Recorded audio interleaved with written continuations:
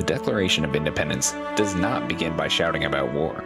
It begins by explaining why people must explain themselves. When in the course of human events, Congress wrote, it becomes necessary for one people to dissolve the political bands which have connected them with another.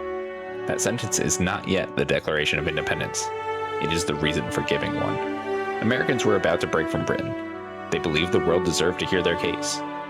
Then came the sentence Americans still know 250 years later.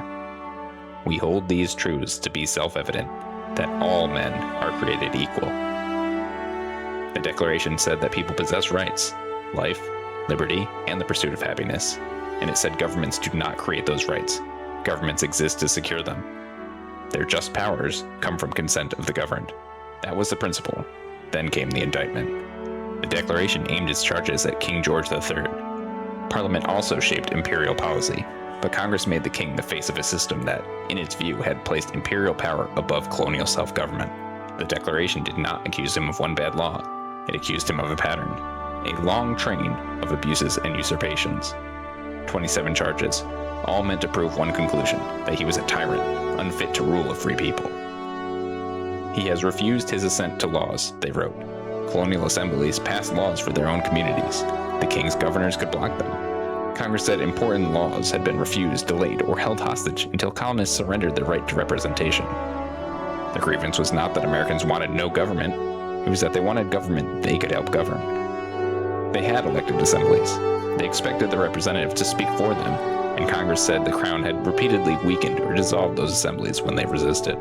The Declaration said the king had obstructed the administration of justice. It said judges were dependent on his will alone for their jobs and salaries. A court cannot protect liberty if its judges fear the ruler they may need to restrain.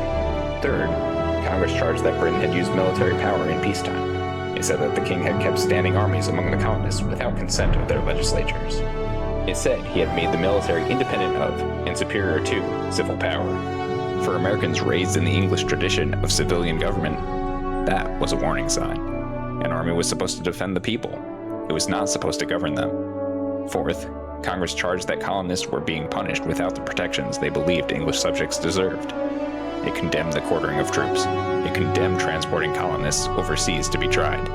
It condemned protecting soldiers from punishment through what the Declaration called mock trial. The message was simple. A government that can send armed men into your town, shield them from local justice, and drag you across an ocean for trial is no longer treating you as a free people.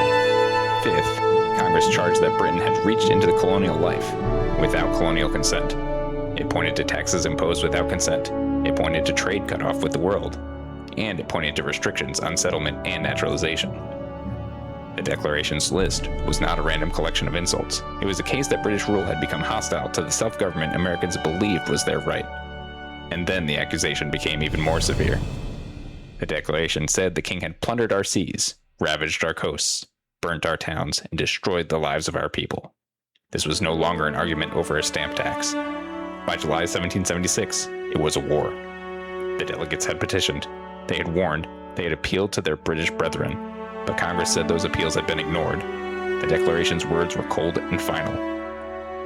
We must, therefore, acquiesce in the necessity which denounces our separation, and hold them as we hold the rest of mankind, enemies in war, in peace, friends.